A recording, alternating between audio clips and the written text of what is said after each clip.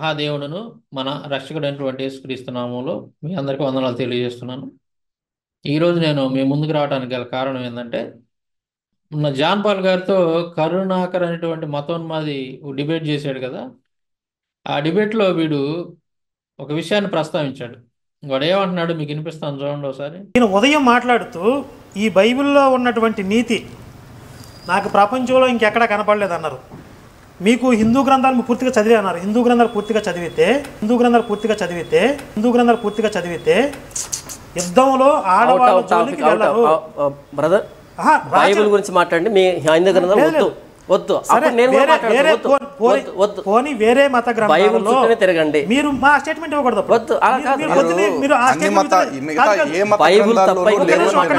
మాట్లాడమండి. మీరు వేరే మత గ్రంథాల గురించి ఇచ్చిన స్టేట్మెంట్ విత్డ్రా చేసుకోండి. పొద్దున మీరు మాట్లాడింది నేను వెనక్కి తీసుకున్నానని చెప్పండి. ఇప్పుడు దీంట్లో ఉన్న నేతి వేరే ఏ మత గ్రంథంలో ఎక్కడ కూడా కనపడలేదన్నారు. లేదు ఇక్కడ మరి అదే చెప్తున్నాను. ఇక్కడ ఆడవాళ్ళని పసిపిల్లల్ని చంపించాడు మీ దేవుడు. కానీ వేరే మత గ్రంథాలలో ఆడవాళ్ళ జోలికి వెళ్ళడం కానీ, తప్పనిసరి అయితే తప్ప ఆడవాళ్ళని చంపడానికి ముందు వెనక ఆలోచించి తప్పనిసరి అయితే తప్ప ఆడవాళ్ళ జోలికి వెళ్ళలేదు. యుద్ధంలో పాల్గొనని పసిపిల్లల్ని చంపలేదు. కొంతమందికి కొన్ని నియమాలు ఉంటాయి. స్త్రీ వేషంలో ఉన్న స్త్రీ పురుషుడిగా మారిన వాళ్ళు చావడానికి సిద్ధపడ్డారు తప్ప స్త్రీ మీద యుద్ధం చేయలేదు. అలాంటి నియమాలు ఉన్నటువంటి దేశాలు ఉన్నాయి. అలాంటి నియమాలు ఉన్న సంస్కృతి ఉంది. ఇలాంటి రాక్షసుడికి ఉండేటటువంటి నియమాలు పట్టుకొచ్చి ఇలాంటి నీతి ఇంకెక్కడా లేదంటే మేము ఎలా ఒప్పుకుంటాం? అది ఏమంటున్నాడు, ఆడవాళ్ళని పిల్లల్ని చంపమని మా గ్రంథాల్లో ఎక్కడా లేదు.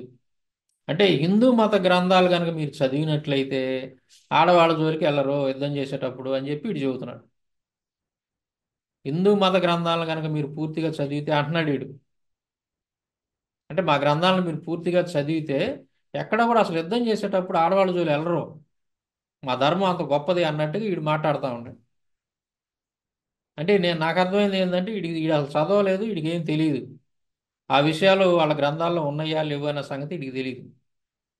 ముందుగా నేను ఇక్కడ యెహోవా దేవుని గురించి వీడు మాట్లాడాడు కదా, చిన్నపిల్లలను చంపమన్నాడు, ఆడవాళ్ళని చంపమన్నాడు, ఇదేంది అసలు ఇది ఒక రాక్షసుడికి ఉండే లక్షణాలు ఇవి అని చెప్పి వీడు మాట్లాడాడు కదా. అక్కడ దేవుడు ఎందుకు చెప్పాడంటే బైబిల్లో శత్రుశేషం అనేది ఉండకూడదు. శత్రుశేషం ఉంటే ఏమైందంటే కొంతకాలానికి ఈ పిల్లలందరూ పెరిగి పెద్దోళ్ళు అయిన తర్వాత మళ్ళీ వీళ్ళ మీద తిరుగుబాటు చేస్తారు, వీళ్ళని చంపేస్తారు. అందుకే ఎక్కడ కూడా మీరు గమనించినట్లయితే పూర్వకాలంలో జరిగినటువంటి యుద్ధాలన్నీ కూడా ఇలాగే ఉండేవి.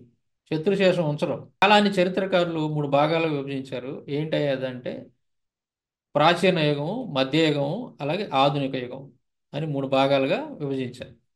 ప్రాచీన యుగం పూర్వకాలంలో ఉన్నటువంటి ప్రజలు వాళ్ళ యొక్క జీవన విధానం కానీ, అలాగే ఆ కాలంలో ఉన్నటువంటి పరిపాలన కానీ, ఆ కాలంలో జరిగినటువంటి యుద్ధాలు కానీ డిఫరెంట్గా ఉంటాయి, ఇప్పట్లాగా ఉండవు. అలాగే మధ్యయుగ కాలానికి వచ్చేసరికి పూర్తిగా రాజరిక వ్యవస్థ, ప్రపంచం అంతా కూడా రాజులు పరిపాలిస్తున్నటువంటి కాలం అది. అప్పుడు యుద్ధాలు అనేది సహజంగా ఒక రాజ్యం వాళ్ళు ఇంకొక రాజ్యం మీదకి యుద్ధానికి వెళ్ళేవాళ్ళు.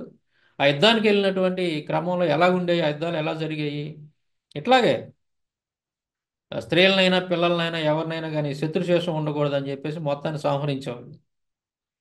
తర్వాత ఏం జరిగిందంటే అక్కడ ఉన్నటువంటి పరిస్థితులను బట్టి ఒక్కోసారి ఏం చేసేవాళ్ళు అంటే ఆ స్త్రీలని పిల్లల్ని వీళ్ళు బానిసలుగా పట్టుకొచ్చేవాళ్ళు, వాళ్ళ చేత వెట్టి చాకిరీ చేయించుకునేవాళ్ళు, పురుషులను చంపేసేవాళ్ళు. ఈ చిన్నపిల్లల్ని అలాగే ఆడవాళ్ళని తీసుకొచ్చి వాళ్ళ చేత చాకిరీ చేయించుకోవటం, బానిసలుగా ఇక వాళ్ళని రకరకాలుగా ఉపయోగించుకునేవాళ్ళు. అట్లా జరిగేవి యుద్ధాలు అనేటువంటివి. ఆ విధంగా కూడా జరిగింది. ఈ చరిత్ర చదువుకున్నటువంటి వాళ్ళు, చరిత్ర మీద అవగాహన ఉన్నటువంటి వాళ్ళకి ఇవన్నీ తెలుస్తాయి. ఈ కరుణాకర్ గారు లాంటి మతోన్మాది వాడికి చరిత్ర తెలియదు, వాడి యొక్క మత గ్రంథాల్లో ఏముందో కూడా వాడికి తెలియదు. అర్థమైందా? వాడి యొక్క మత గ్రంథాల్లో ఏముందో కూడా వాడికి అసలు తెలియదు, వాడు చదవలేదు, అక్కడ బిల్డప్లు ఎత్తున్నాడు అంతే వాడు. ఈ మధ్యకాలంలో మీరు గమనించినట్లయితే శ్రీలంకలో ఎల్టీటీ ఉగ్రవాది ఉన్నాడు కదా, ప్రభాకరన్ అని. ఆ ప్రభాకరన్ ఆ ఉగ్రవాదుల మీద శ్రీలంక గవర్నమెంట్ అప్పుడు వాళ్ళ మీద యుద్ధం చేసింది. ఆ టెర్రరిస్టులందరినీ కూడా మొత్తాన్ని నాశనం చేసేసింది. ఆ టైంలో ఆ ప్రభాకరన్ ఎవరైతే లీడర్ ఉన్నాడో అతని భార్యని, అతని పిల్లలు ఇద్దరు చిన్నపిల్లలు 7-8 సంవత్సరాలు ఉంటాయి, బహుశా 7-8 లేదా 10 సంవత్సరాల లోపే ఉంటాయి అనుకుంటా. ఒక అమ్మాయి ఒక అబ్బాయి. చిన్నపిల్లల్ని చంపేశారు, అతని భార్యని చంపేశారు, అతని కుటుంబంలో ఉన్నటువంటి ఆడవాళ్ళని కూడా మొత్తాన్ని చంపేశారు. ఎవరిని అసలు ఏం మిగలనివ్వాల. మరి గవర్నమెంట్ శ్రీలంక గవర్నమెంట్ అలా చేయటం అన్యాయం కదా మరి. చిన్నపిల్లలను చంపకూడదుగా, ఆడవాళ్ళని చంపకూడదుగా. కరుణాకర్ గారు చెప్పినట్టుగా యుద్ధం అనేటువంటి కోణంలోనే ఆలోచించాలి. అక్కడ సెంటిమెంట్ పనికిరాదు. అరే కరుణాకర్ గారు, వినాలా నువ్వు జాగ్రత్తగా. సెంటిమెంట్ అనేటటువంటిది యుద్ధంలో పనికిరాదు. యుద్ధం అంటే అలాగే ఉంటుంది. అంతేందుకు ఇప్పుడు మనం ప్రజెంట్ చూస్తున్నాం, ఇజ్రాయెల్ దేశం యుద్ధం చేస్తుంది. గాజాలో పరిస్థితి ఎలాగా ఉందో మీరు చూస్తున్నారుగా. ఎక్కువ శాతం చనిపోయినటువంటి వాళ్ళు ఎవరయ్యారంటే ఆ యుద్ధంలో ఎక్కువగా చనిపోయినటువంటి వాళ్ళు చిన్నపిల్లలు, మహిళలే. నిన్నగా మొన్న 2 రోజుల క్రితం జరిగినటువంటి లెబనాన్ మీద ఆ, దాడి జరిగితే ఆ యుద్ధంలో ఏం జరిగింది? ఎక్కువ మంది చచ్చిపోయింది చిన్నపిల్లలు, మహిళలు అని చెప్పేసి మనం ఆ, వింటున్నాం కదా ఈ రోజు కూడా. మరి దాన్ని పట్టుకొని అయ్యో ఇదేంది ఇలా చేశారు వీళ్ళు ఇలా చేయడం కరెక్ట్ కాదు, వీళ్ళు దుర్మార్గులు, వీళ్ళు రాక్షసులు అని ఎవరన్నా అంటున్నారా? ప్రపంచం అంతా మీడియా మొత్తం కూడా ఆ, పొగుడుతా మాట్లాడుతుంది ఇస్రాయేల్. ఎందుకంటే అది ప్రత్యేకమైన సందర్భం. అది ఒక ప్రత్యేకమైనటువంటి సందర్భం. యుద్ధం అది. యుద్ధంలో సహజంగా జరుగుతుంటాయి. ఈ టెర్రరిస్టులు, ఉగ్రవాదులు ఉన్నారు, ఏం చేస్తున్నారు వీళ్ళు? హాస్పిటల్లోనో లేకపోతే ఇంకో చాటుకి వెళ్ళి వాళ్ళు మంచి ఆయుధాలన్నీ అక్కడ సమకూర్చుకొని కింద సొరంగం దూకొని అక్కడ పెట్టుకొని దాడి చేస్తున్నారు. మరి వాళ్ళని చంపాలంటే ఏం చేయాలా? అట్లా ఏంటంటే యుద్ధం అనేటువంటి కోణంలో మాత్రం ఆలోచించాలి తప్ప మనం దానికి ఏదో ఒక సెంటిమెంట్ సీన్ క్రియేట్ చేసి ఆ సెంటిమెంట్ని రక్తి కట్టించకూడదు. కరుణాకర్ గారు ఏంటంటే వాడు యాక్చువల్ సినిమాలకి కథలు రాయడానికని వచ్చాడు. డైలాగులు, కథలు రాయడానికని వస్తే వాడిని గేటు దాకా కూడా రానిలా హైదరాబాద్.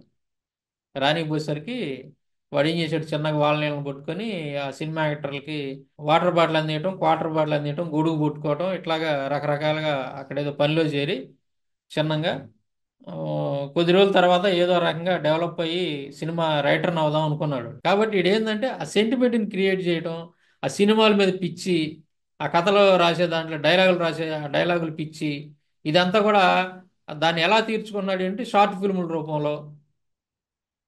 ఫిల్ములు తీసి ఇక ఆ వాడి కోరిక తీర్చుకుంటున్నాడు. ఆ సినిమాల్లో నటించాలి, సినిమాల్లో కథలు రాయాలనేటువంటి కోరిక ఏదైతే ఉందో అది షార్ట్ ఫిల్ములు తీసి ఆ విధంగా నెరవేర్చుకుంటున్నాడు. తర్వాత ఇట్లాంటి ఈ బైబిల్ గురించి ఇలాంటి మాట్లాడేటప్పుడు, ఇలాంటి సందర్భాలు వచ్చినప్పుడు సెంటిమెంట్ని పండిస్తూ ఉంటాడు, సెంటిమెంట్ క్రియేట్ చేస్తూ ఉంటాడు. అది చూసే వాళ్ళకు కూడా అమ్మో నిజంగా ఏంది దేవుడు ఇలా చేయటం ఏంది, ఆ, అట్లా పిల్లల్ని చంపేయటం ఏంది, ఆడవాళ్ళని, గర్భిణీ స్త్రీలను చంపటం ఏంది అని చెప్పి అనుకుంటూ ఉంటారు. అంటే కాలాన్ని బట్టి కానీ చరిత్ర అసలు ఏంది, చరిత్రలో ఏం జరిగినాయి, ఆ రోజుల్లో యుద్ధాలు ఎలా జరిగినాయి, వీటి మీద అవగాహన ఉన్నటువంటి వాళ్ళైతే అలా అనుకోరు. కరుణాకర్ గారు చెప్పే మాటలు నమ్మరు. కానీ తెలియనటువంటి వాళ్ళే ఇలా అనుకుంటారు అనమాట. అని ఇలా చేయకూడదు కదా దేవుడు. మరి కరుణాకర్ గారు చెబుతున్నాడు కదా, మా దేవుళ్ళు అసలు అలా చిన్నపిల్లల్ని, ఆడవాళ్ళని యుద్ధాల్లో చంపేటటువంటి వాళ్ళంతా కూడా వాళ్ళు రాక్షసులతో సమానం అని చెప్పి మాట్లాడుతున్నారు కదా. కాబట్టి రాచరికం ఇప్పుడు అన్నగారు రాక్షసుడు అన్నారు బైబిల్ దేవుడిని. రాక్షసుడి మీకేం లాంటి అభ్యంతరం? నీతి అంటూ రాక్షసులు comparative గా లాంటి- చెప్పారు. రాక్షసుడు లాంటి అన్నారు. చెప్పండి. రాక్షసులకు ఉండేటువంటి నియమాలకు అలాంటి నీతి సూత్రాలు పట్టుకొచ్చి చెప్పండి. ఈయన దేవుడు ఈయన మించిన వాడు లేడు అంటే నాకు అది విచిత్రంగానే ఉంది. ఓకే. కాబట్టి మీరు ఆ స్టేట్మెంట్ విత్డ్రా చేసుకుంటే చేసుకోండి, లేకపోతే దానికి ఇది కౌంటర్గా తీసుకోండి. తర్వాత హోషయ 13వ అధ్యాయం 16వ వచనంలో అక్కడ ఏం చెప్తున్నాడంటే, షోమ్రేను తన దేవుని మీద తిరుగుబాటు చేసెను. ఈయన మీద తిరుగుబాటు చేసాడు ఆ షోమ్రేను పట్టణం. అప్పుడు దాన్ని ఆయన ఏం చేస్తాడంట, అది శిక్ష నొందును, జనులు కత్తిపాలొగుదురు, వారి పిల్లలు రాళ్లకేసి కొట్టబడుదురు, గర్భిణీ స్త్రీల కడుపులు చీల్చబడును. ఇది చెప్పడానికి చాలా కర్కశత్వం కావాలి. గర్భిణీ స్త్రీల కడుపులు చీల్చబడును. ఇది చెప్పడానికి చాలా కర్కశత్వం కావాలి. గర్భిణీ స్త్రీల కడుపులు చీల్చబడును. ఇది చెప్పడానికి చాలా కర్కశత్వం కావాలి. ఇప్పుడు ఆయన మీద తిరుగుబాటు చేయటం ఏంటి, గర్భిణీ స్త్రీల కడుపులు చేర్చడం ఏంటి, పిల్లలు రాళ్ళకేసి కొట్టడం ఏంటి? ఇది చెప్పేవాడు దేవుడా? ఇంత ప్రేమ స్వరూపా? ఇంత ప్రేమని ఎట్లా భరించాలి ఇప్పుడు నేను? ఇక్కడ చూడండి, దేవి భాగవతం 4వ స్కందం 18వ అధ్యాయం 36 నుండి 40 శ్లోకాలు కనుక మనం చూసినట్లయితే ఇక్కడ ఈ సందర్భం ఏందంటే, భూదేవి విష్ణువు దగ్గరికి వచ్చింది. వచ్చి మీ పాపం ఎక్కువైపోయింది భూమి మీద, పాపాత్ములు ఎక్కువైపోయారు, నేను మొయ్యలేకపోతున్నాను, ఆ భారాన్ని నువ్వు తగ్గియాలి అని చెప్పి విష్ణు దగ్గరికి వచ్చి మొరపెట్టుకుంటుంది భూదేవి. ఆ సందర్భంలో విష్ణువు చెబుతున్నాడు, చాలా బాధపడుతున్నాడు అనమాట. చూడండి ఏం చెబుతున్నాడు భూదేవితోటి. నేను స్వతంత్రుడిని అయితే ఎక్కడో సముద్రంలో ఒక చేపగాను ఒక తాబేలుగాను జన్మిస్తానా? ఆలోచించండి. పశు జన్మలో భోగం ఉందా? కీర్తి ఉందా? సుఖం ఉందా? పోనీ అంటే క్షుద్ర జంతువుగా అవతారం ధరించడంలో ఏమైనా మహాపుణ్యం ఉందంటారా? వరాహం అయ్యాను, నరసింహం అయ్యాను, వామనుణ్ణి అయ్యాను, పరశురాముణ్ణి అయ్యాను. ఎందుకయ్యానంటారు? ఆ రూపాలు కానీ ఆ చేసిన పనులు కానీ ఎవరైనా ఎన్నడైనా ఇష్టపడతారా అంటున్నాడు. చెబుతున్నాడు అంటే ఏంది, దీని ప్రకారం మనకి ఏమర్థం అవుతుందంటే విష్ణువు తన ఇష్ట ప్రకారంగా జన్మలను ఎత్తలేదు. ఇతను విష్ణువు ఇష్ట ప్రకారంగా ఎత్తలేదు జన్మ. ఏదో శక్తి ఉందో ఆ శక్తి ఇతని చేత జన్మల్ని ధరింపజేస్తుంది అనమాట. అయితే ఇతనికి ఇష్టం లేదు. ఇష్టం లేకుండా ఈ జన్మలన్నీ ఎత్తాడని మనకు అర్థం అవుతుంది. తర్వాత ఏమంటున్నాడు చూడండి ఇక్కడ. 21 క్షత్రియ సంహారం చేసి పరశురాముడిగా నెత్తుటేలు సృష్టించాను అంటున్నాడు. అంటే పరశురామ అవతారం ఉంది కదా విష్ణువుది, అవతారం గురించి చెబుతున్నాడు. 21 అంట భూమి మీద 21 ఆ, తిరిగి మొత్తం అసలు క్షత్రియుడైనటువంటి వాడు ఎవడో లేకుండా కూడా వాళ్ళని చంపేశాడంట, నెత్తుటేలు సృష్టించాడంట. ఎంత ఘోరం, ఎంత నీచం అన్నాడు. తర్వాత చూడండి, గర్భస్థ శిశువులను కూడా సంహరించాను అన్నాడు. అంటే ఏంది గర్భస్థ శిశువులు అంటే ఏంది? పొట్టలో ఉన్నటువంటి ఆ, పిండాలను కూడా వదిలిపెట్టలేదు, పొట్టలో ఉన్నటువంటి పిల్లలను కూడా వదిలిపెట్టలేదు. గర్భిణీ స్త్రీల యొక్క పొట్టలను చీల్చి లోపల ఉన్నటువంటి పిల్లలను కూడా చంపేశాను అని చెబుతున్నాడు. స్వయంగా ఒప్పుకుంటున్నాడు విష్ణువు, భూదేవితో చెబుతున్నాడు. ఆ? గర్భస్థ శిశువులను కూడా సంహరించాను అంటే ఏంది దాని అర్థం? గర్భంతో ఉన్నటువంటి స్త్రీలను పొట్టలు చీల్చి, గర్భిణీ స్త్రీల పొట్టలను చీల్చి లోపల ఉన్నటువంటి పిల్లలను కూడా చంపేశాడంట. ఎవరిని వదిలిపెట్టలేండి, ఎవరిని? రాజుల్ని, క్షత్రియుల్ని, క్షత్రియ వంశానికి చెందినటువంటి వాళ్ళని, వాళ్ళందరిని కూడా చంపేశానని చెబుతున్నాడు. మరి కరుణాకర్ గారు ఏమంటున్నాడు? స్త్రీల జోలి కానీ చిన్నపిల్లల జోలి కానీ యుద్ధంలో పోరండి, మా గ్రంథాలు అసలు ఎక్కడా లేదు, ఆ విధంగా మా గ్రంథాలు చెప్పలేదు అని కరుణాకర్ గారు చెబుతున్నాడు కదా ఇందాకలా. మరి ఉంది కదా వాళ్ళ గ్రంథంలో, విష్ణువు ఆ విధంగా చేశాడు కదా. ఇప్పుడు గర్భిణీ స్త్రీల పొట్టలను చీల్చినప్పుడు వాళ్ళు చచ్చిపోరా? ఆ స్త్రీలు కూడా, పిల్లలతో పాటు స్త్రీలు కూడా చచ్చిపోతారు కదా. పొట్టని కత్తితో చీల్చి లోపల పిండాన్ని చంపినప్పుడు, లేదా పొట్టలో పొడిచి ఆ, చేసినప్పుడు గర్భిణీ స్త్రీ చచ్చిపోతుంది, అలాగే లోపల ఉన్నటువంటి ఆ బిడ్డ కూడా చచ్చిపోతారు కదా. మరి ఇద్దరిని చంపాడు, ఆడవాళ్ళని చంపాడు, పిల్లల్ని చంపాడు, స్వయంగా విష్ణువే ఒప్పుకుంటున్నాడు. అంటే కరుణాకర్ గారి దేవుడే ఈ విధంగా చంపాడు. మరి దీన్ని ఆ, విష్ణువే స్వయంగా ఒప్పుకున్నాడు కాబట్టి మరి కరుణాకర్ గారి దేవుళ్ళే చేశారు కదా ఈ పని. అంటే ఇప్పుడు కరుణాకర్ గారి దేవుళ్ళు రాక్షసులు, రాక్షసుల స్వభావం కలిగినటువంటి వాళ్ళని కరుణాకర్ గారు ఒప్పుకున్నట్టేగా. ఇది బ్రహ్మవివర్త పురాణం గణపతి కాండం 40వ అధ్యాయం 73, 74 శ్లోకాలు కనుక మనం ఒకసారి గమనిస్తే ఇక్కడ ఇది పరశురాముడు గురించినటువంటి స్టోరీ అన్నమాట. పరశురాముడు క్షత్రియ సంహారం ఎందుకు చేస్తాడంటే భూమి మీద ఎవ్వరూ కూడా రాజులు అనేటువంటి వాడు ఉండకూడదు, ఈ రాజుల వంశానికి చెందిన వాళ్ళు ఎవరు ఉండకూడదని ఎందుకు సంహరిస్తాడంటే అందరినీ, ఈ పరశురాముడి యొక్క తండ్రి జమదగ్నిని కార్తవీర్యార్జునుడు కుమారులు చంపుతారనమాట. కార్తవీర్యార్జునుడిని పరశురాముడు చంపుతాడు. ఆ కార్తవీర్యార్జునుడి యొక్క కొడుకులు అందరూ వచ్చి ఈ పరశురాముడు యొక్క తండ్రి జమదగ్నిని చంపుతారు. ఆ కారణం చేత ఈ క్షత్రియులు మా నాన్న చంపారు కాబట్టి నేను ఈ భూమి మీద క్షత్రియుడైనటువంటి వాడు ఎవడో కూడా లేకుండా మొత్తాన్ని నేను సంహరిస్తాను అని చెప్పి 21 అంట. ఒకసారి కాదు, 2 సార్లు కాదు, 21 భూమి మొత్తం కూడా, భూమి మీద ఉన్నటువంటి రాజులందరిని కూడా ఎవరిని లేకుండా చంపేస్తాడంట. ఎవరు? పరశురాముడు. కరుణాకర్ గారు అంటుంటాడు కదా, తప్పు ఒకళ్ళు చేస్తే ఒకళ్ళు శిక్షించడం ఏందండి అని చెప్పి మాట్లాడుతుంటాడు కదా. మరి ఇక్కడ ఇదే ప్రశ్న కరుణాకర్ గారిని నేను అడుగుతున్నా. ఇప్పుడు పరశురాముడు యొక్క తండ్రి జమదగ్నిని చంపినటువంటి వాళ్ళు కార్తవీర్యార్జునుడు యొక్క కుమారులు, లేదా అతని బంధువులు ఎవరైనా కొంతమంది అయ్యి ఉండొచ్చు. మరి వాళ్ళని సంహరిస్తే సరిపోయింది కదా, తప్పు చేసింది వాళ్ళు కదా, వాళ్ళని సంహరిస్తే సరిపోయింది కదా. మరి పరశురాముడు ఎందుకని భూమి మీద ఉన్నటువంటి మొత్తం రాజులందరిని ఎందుకు చంపాల్సి వచ్చింది? అంటే ఈ సంఘటనతో సంబంధం లేనటువంటి క్షత్రియులందరిని కూడా ఎందుకు చంపాల్సి వచ్చింది? వాళ్ళందరూ తప్పు చేయలేదు కదా, వాళ్ళందరికీ ఈ సంఘటనతో సంబంధం లేదు కదా. పరశురాముడి తండ్రి జమదగ్నిని భూమి మీద ఉన్నటువంటి రాజులందరూ చంపలేదు కదా. మరి అలాంటప్పుడు వాళ్ళందరినీ ఎందుకు చంపాల్సి వచ్చింది? ఎవరైతే పరశురాముడు తండ్రిని చంపారో వాళ్ళని మాత్రమే చంపి ఆగొచ్చు కదా పరశురాముడు. మరి భూమి మీద ఉన్నటువంటి క్షత్రియులు మొత్తాన్ని ఎందుకు చంపాడు? వాళ్ళందరిని ఎందుకు చంపాల్సి వచ్చింది? ఎంత దారుణంగా చంపాడో ఇక్కడ చెబుతున్నాడు చూడండి. ఈ విధంగా పరశురాముడు సంహారకారకుడు అగు శివుని స్మరించుచు భూమిపై ఉన్న రాజులందరినీ 21 మార్లు సంహరించెను. చివరకు తల్లి గర్భంలో ఉన్న శిశువును, తల్లి ఒడిలోనున్న శిశువును, వృద్ధులను, మధ్య వయస్సులో ఉన్న వారిని, ఈ విధంగా వయసుతో సంబంధం లేకుండా శత్రువులందరినీ తన ప్రతిజ్ఞను నెరవేర్చుకున్నట్టుగా చంపెను.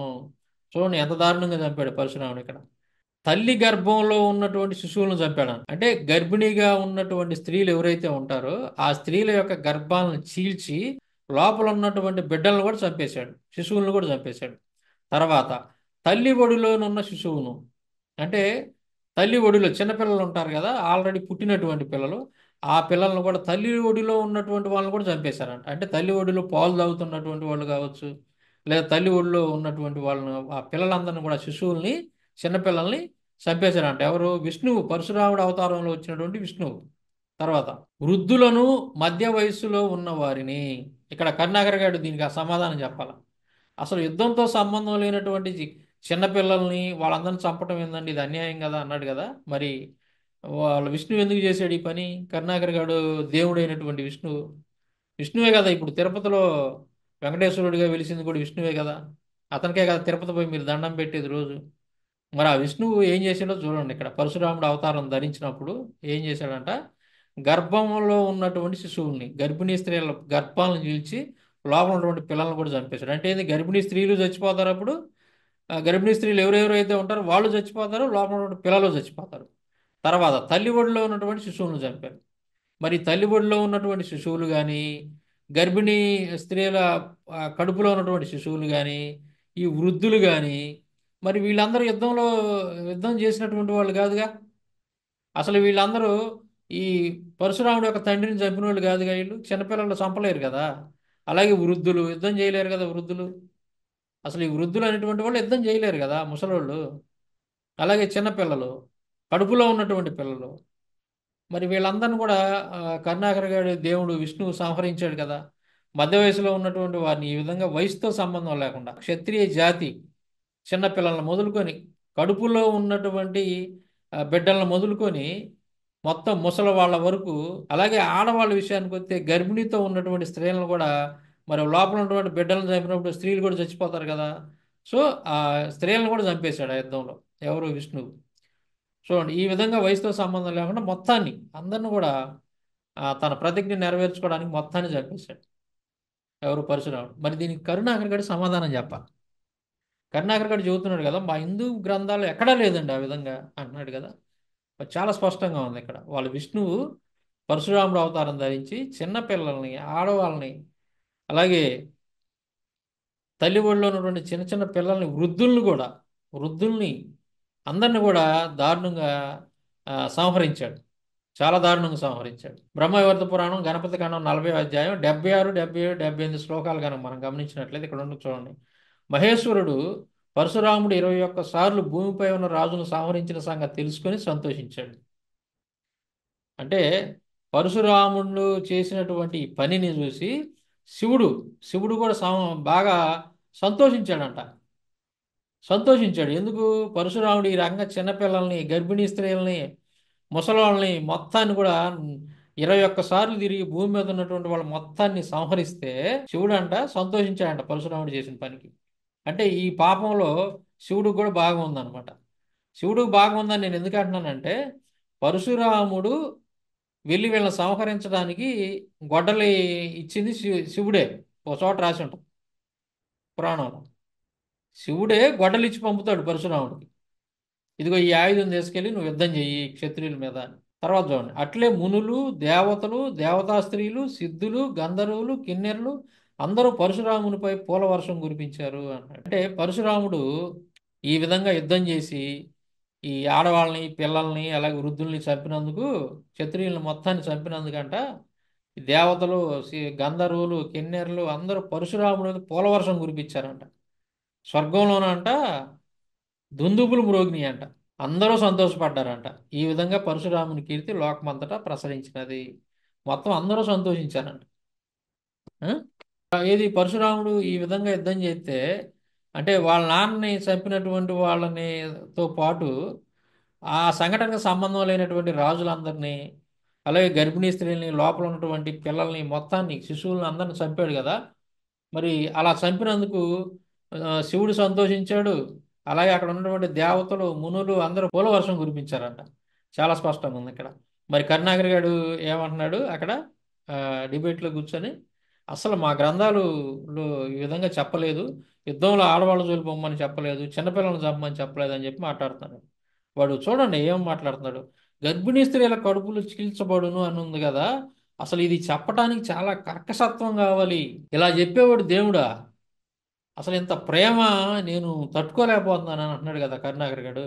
మరి ఇక్కడ చాలా స్పష్టంగా చెబుతున్నాడు పరశురాముడు ఏ విధంగా సంహరించాడో చూడండి. దీన్ని సపోర్ట్ చేసింది శివుడు. అంటే మీ శివుడు, మీ విష్ణువు కలిసి ఈ విధంగా రాజుల్ని, ఆ చిన్న పిల్లలను కూడా, గర్భిణీ స్త్రీల పొట్టలను చీల్చి లోపల ఉన్నటువంటి పిల్లలను కూడా చంపేశారుగా. మరి ఎరా కరుణాకర్ గారు, మరి మీ దేవుళ్ళు చేసిన పనే కదా ఇది. ఈ పాపంలో మరి మీరు అంటున్నారు కదా, ఇది తప్పు అంటున్నారు కదా, మరి ఇలా చేయటం తప్పు అని మీరే అంటున్నారు కదా మీ నోటితోటి. ఈ రాక్షసులు చేసే పని అంటున్నారు కదా. అంటే మీ దృష్టిలో ఇప్పుడు విష్ణువు రాక్షసుడా? పరశురామ అవతారం ధరించినటువంటి విష్ణువు రాక్షసుడేగా మీ దృష్టిలో. సో ఆ విష్ణువు సహకరించినటువంటి శివుడు కూడా రాక్షసుడేగా, ఈ పని సహకరించినటువంటి వాడు. అంటే చిన్నపిల్లల్ని, ఆడవాళ్ళని మొత్తాన్ని చంపేశాడు కదా, గర్భిణీ స్త్రీలను కూడా.